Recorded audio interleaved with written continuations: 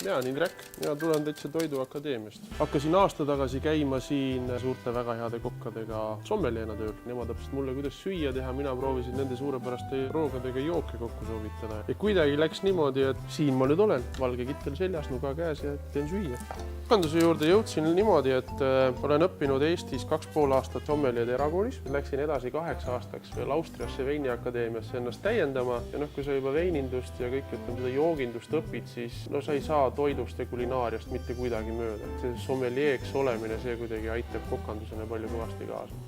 Minu lemmikroog on selline samasugune keeruline küsimus mulle, kui et mis on sinu lemmikvein. Kuidas tuju tuleb, nii on sul roog, nii on sul vein, nii on sul kõik see asi kokku. Et kui tuleb tuju, tuleb süüa. Kuivõrd võiks muidugi öelda, et ükskõik mis merest tuleb, et see on ikka väga hea. Eestis on üks hästi vinge asi, mida sügisel igalt poolt saab ja see on kõrvits. Ma olen küll siuke inimene, et ma väga näiteks püreesuppidest ei arva midagi.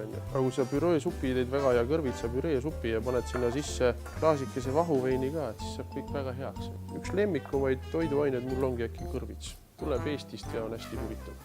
Minu lihtsad nipid ongi need, et kuidas teha enda jaoks hästi mugavalt sellised road, et kõik kahhetaksid ja mõtleksid, et issand, kui palju on vaeva nähtud.